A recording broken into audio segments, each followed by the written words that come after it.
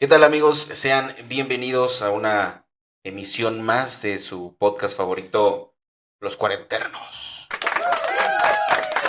Aplausos de gente muerta para el gran invitado que tenemos hoy por tercera vez en el podcast. Arturo, ¿cómo estás? Muy bien, Martín, pues muchísimas gracias. La verdad estoy muy contento de que me hayas recibido en esta tercera entrevista de emprendimiento, que es algo que a mí me encanta y bueno, pues aparte fascinado de estar contigo. Sí, qué chingón. La verdad es que eres de las primeras personas que confió en el proyecto. Así Ya es, hace casi 4 años que grabamos el así primer es, capítulo, así es. que le fue muy bien porque recuerdo que había mucha gente de otros países que hizo sus aportaciones muy valiosas. Un amigo tuyo que era doctor acerca de Aurora Cannabis, ¿no? Estamos Así es, platicando de las inversiones. exactamente. Gran charla y después dio un poco un giro drástico nuestra plática porque la segunda vez que vienes ya no vienes a hablar de emprendimiento, ya no vienes a hablar de negocios o no tanto, vienes a hablar de narcisismo, o sea, nada que ver con lo que tú estabas haciendo. Así es. ¿Qué crees que fue como lo que pasó del Arturo de hace 4 años que hablaba de emprendimientos, que andaba bien metido en el network marketing, que andaba pues correteando la chuleta machín? ¿Qué crees que cambió al Arturo que vino aquí a hablar de narcisismo? ¿Qué hay de diferente entre esos dos personajes? Pues fíjate que la primera vez que grabamos, pues bueno, obviamente estaba al full con el tema de network marketing, nos estaba yendo bien. Y en la segunda parte que hicimos la entrevista, pues bueno, ahí fue un tema ya más personal porque salí de una separación, de un tema muy fuerte, que es el narcisismo. Hoy no vamos a hablar de eso ya fue el pasado, sí, hace casi 3 años Sí. de eso. Y bueno, pues hoy estoy muy contento porque han sido etapas en mi vida, ¿no? O sea, el emprendimiento, he seguido en el emprendimiento, la segunda vez que vine no había podido avanzar con el tema del emprendimiento y fue más personal. Ahorita, en esta tercera etapa de podcast, me siento muy contento porque ha sido la culminación del éxito, de lo que me llevó en esa segunda entrevista a esta entrevista. Pues bueno, mi vida ha cambiado, ¿no? 180 grados. Y pues me siento muy contento estar aquí principalmente con tu audiencia, pero lo más importante, pues es, a mí me encanta emprender. Sí, yo siempre he dicho que uno tiene que ser terco en las cosas, ¿no? Lo que uno quiere, las metas, ¿no? Y principalmente el tema financiero, que es lo que a mí me apasiona el network marketing, ¿sí? También quiero comentarte que yo prácticamente en diciembre ya dejo de ejercer la abogacía y me dedico en el siguiente año es para dedicarme a viajar, ¿sí? Eso es algo que traigo ahorita. Y platícanos, eso que dices se me hace muy interesante porque estás hablando de que vas a dejar de ejercer la profesión que te puso en el mapa laboral, digamos así, ¿no? La profesión que pues, te dio de comer a inicios. Así es. ¿Cómo tú decides o qué es lo que te ayuda a decidir abandonar esa profesión de lleno? O sea, ¿por qué? ¿Por qué eso y por qué migrarte al tema de los negocios? Ok, en el tema de la profesión, pues estoy muy agradecido, ¿no? Realmente, pues fue lo que al principio me dio, pues sí, me dio para solventar. En ese tiempo tenía mi familia, sí, y pues estoy muy agradecido. Llevo 25 años ejerciendo la profesión, ya cada vez menos, ¿sí? De hecho, de la segunda entrevista a la fecha, ya prácticamente ejerzo un 10% de la profesión, ¿sí? Porque vivo ahora de los negocios, ¿sí? Por el tema de la educación financiera. ¿Y por qué lo hice? Simplemente porque desde el punto de vista financiero, ¿sí? Yo dije, si yo continúo como profesionista, que es muy bonito, académicamente hablando, y en el tema personal es muy bueno, es muy enriquecedor tener una profesión, ejercerla. Yo me dediqué a ser abogado para poder ayudar, porque esa es como mi esencia por el cual hice esa carrera, ¿no? Ahorita ya traigo otra filosofía, ¿no?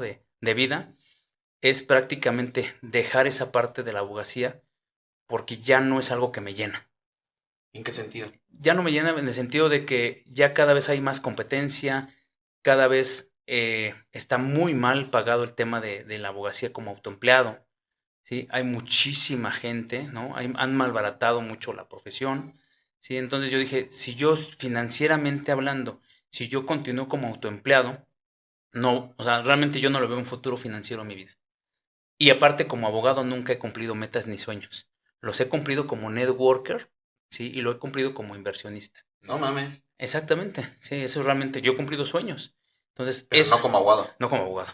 Así No es mames. exactamente. Entonces, yo ahora sí, a mi edad, ¿no? A los tengo 46 años, a esta edad digo, ya en el 2025, yo soy una persona que siempre me pongo metas y todo lo visualizo como si voy a meterle, por ejemplo, esfuerzo, ¿cuál es el retorno de mi inversión a ese esfuerzo?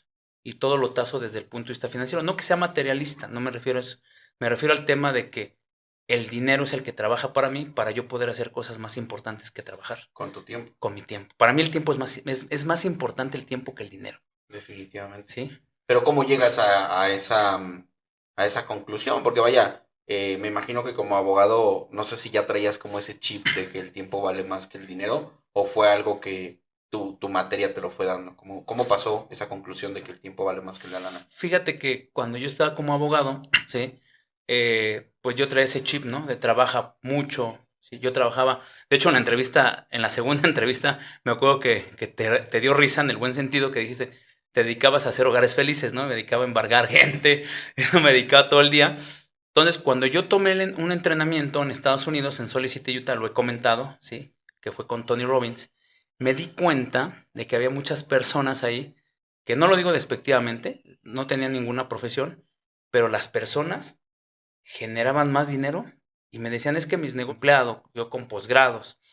Entonces yo dije, si yo con otros entrenamientos, entonces yo me di cuenta y dije, yo empecé a cambiar esa programación neurolingüística. Financieramente hablando, si yo continúo en eso, pues no, como nunca me gustó ser empleado, ¿sí? Entonces yo dije, necesito trazar, ¿sí?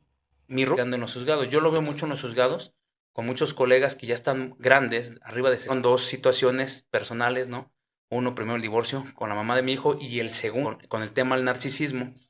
Entonces, dije, eso fue lo que me limitó. Ahí tuve yo dos fracasos económicos. O sea, llegué al piso. ¿Sí? Llegué al piso, no ser igual que todos los abogados. Y digo, yo respeto mucho la profesión, no digo que sea mal, sin embargo, financieramente hablando, no me iba a llevar a donde yo quería estar. Ok, que tal vez sea sobresaliente en el tema para la audiencia también.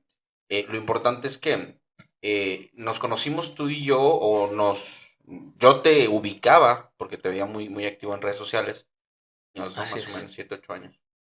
Ok, lo que yo te iba a comentar es que muchas... Y ahí fue donde dije, yo tengo que invertir, me empecé a entrenar, pero en mi persona. Si esa gente allá en el extranjero, dije, oye, qué interesante, porque yo no sabía cómo pensaba la gente que tiene riqueza. Cuando lo trabajo, empecé a generar dinero y ahí fue donde yo pude costearme el viaje. Y cuando me costeó el viaje, y para mí fue un mundo diferente. Entonces yo dije, wow. No, yo dije, con entrenamiento, y entonces ahí empecé. De hecho, llevé una con la programación neurolingüística. Ok, y después de ese viaje, siendo la abogacía después de ese momento, De ahí, que ya habías regresado con otra mentalidad, vaya. de ahí ya no trabajaba de 6 a 12, ya trabajaba de 6 a 8 de la noche. Y de estudiar. Yo estudiaba a los ricos. Yo quería saber por qué ellos no trabajaban tanto. Pasaba por un campo de golf, que es por donde vivo, y yo decía, ¿por qué esa gente embargando gente? Entonces yo decía, ¿por qué? Yo decía, y lo decía así, dices huevones, cabrón. Fíjate, en ese entonces, pero yo después entendí La diferencia de mentalidad en cuanto a este ejemplo que decía en su conferencia, cuando en México, en Latinoamérica en general, Así es. en Estados Unidos o en América, normalmente el comentario es seguro deportista de alto rendimiento, ¿no? Entonces la mentalidad, quieras que no, sí cambia y la mentalidad, madre, güey, paseando a tu perro y yo persiguiendo la chuleta, que hay algo ahí que no está cuadrando Así bien. es. Sí. Y cuando empezaste a tener necesariamente lo vas a ver mañana. Así es. En tu caso personalmente, cuando empezaste a tener esta mentalidad, Yo me tardé, yo creo que un año. Sí, un año, porque empecé. Y entonces yo decía, ya no voy a ver a este cliente, ya. Y empecé, como les cuesta tanto trabajo ganar dinero, lo perrean. tienen un apego. Kiyosaki, la carrera de la rata. Todo el tiempo estaba trabajando por dinero, trabajaba por dinero, entonces dije, esa no es la fórmula. ¿Sí? Entonces yo vi eso, me tardé un año, entonces, pues dejé de ejercer la profesión. Varías los libros de millonarios, como autoayuda o motivacional. Tomo lo bueno y lo malo lo desecho. ¿Sí? Porque al final tú hablabas de Jürgen. Jürgen es bueno, pero tomo lo bueno. Pero Sí, no. te orillan a eso, a pensar de más, ¿no? llego a estos libros, la vida no es color de rosa, en la vida hay que chingarle, en la vida hay que ganarse las cosas con las cuales yo me siento satisfecho. Si hoy muriera, yo puedo decir que cuando consumía libros de sueños, digamos, sueños, el tema de los efectos económicos cuando consume cierto tipo. Ahí está la desigualdad. Y no porque leas Robert Kiyosaki y lo hagas, vas a tener éxito en una profesión. A mí lo que me apalancó en los negocios es decir, ahí viene el abogado. Yo creo que me empezó a apalancar para que la gente pudiera creer necesariamente que vaya a tener un resultado de éxito. A mí lo que me ayudó el poder viajar a otros países, conocer otras culturas. Y cuando tú sales de aquí, no solo sucede, que es con efectos ocasionales y que también es fortuita, pero también creo que dentro de esa realidad fortuita de que este tiene un título. Sí, soy vendedor nato. Entonces, lo platicábamos hace rato, el que vas a vender es sensacional.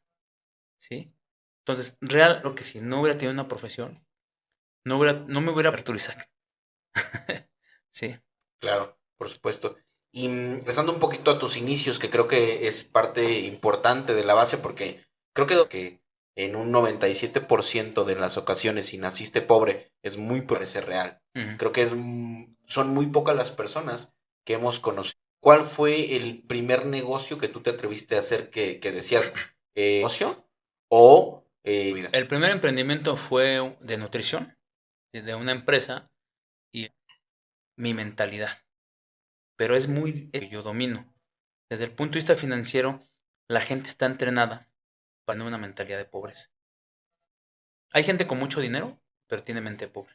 Por ejemplo, yo tuve un amigo, ya no lo tengo, pero tenía un amigo que era director general de una empresa. ¿Se murió? No, ¿Es amigo? no, ya no es mi amigo. No vamos a decir quién para que Gerardo no se enoje. A veces y me decía, ¿sabes qué? No sabes si está contratando. Pero confunden la riqueza con que yo. O sea, no es malo. Claro. Pero aquí el tema es que son gente, unos generadores de dinero, pero no retienen. Y al no ¿sí? Y conozco mucha gente así. Yo, como le digo a la gente, yo a veces le digo, yo soy de las finanzas. Cabrón. Dependiendo cuál sea tu para yo poner el ejemplo, no a los demás, a mí. Yo ya trabajé mucho, ese es un lema mucho de la pobreza, ¿no? Ya trabajé mucho y me lo merezco y tengo esto porque ya le trabajé. Y no, compro los lujos, importante. La riqueza es cuando te sobra dinero. Claro. Al final, pobres financieramente con mucho dinero momentáneamente. Sí, porque claro. El dinero se va y se va. Oye, pero a ver, regresando un poquito al pasado, ¿cómo es? Necesitaba buscar, ¿sí? Siempre fui recomendado. ¿Por qué hice esto? ¿Qué crees que no fue por dinero? Fue para tener tiempo. En ese entonces, con mi familia, que era la mamá de mi hijo, esta fórmula. Y aparte vivía endeudado. Fui profesor universitario, pero estoy jodido financieramente. Entonces ahí es donde empezaron a batear. Entonces me entrené. Es como en las relaciones. Si tú necesitas a alguien para estar con alguien, no tiene que ser por necesidad. Bueno, sí, me cuadra mucho pero ¿qué pasa, por ejemplo, con la gente de la clase trabajadora? Que en su mayoría, para esa gente que obligadamente tiene que trabajar para sobrevivir. Ok. Mira que a la mañana lo vas a hacer. Pero primero tienes que entrenar tu mente. Ahí ya se le está yendo el dinero. Sí, claro. O sea, ¿cuánto dinero no está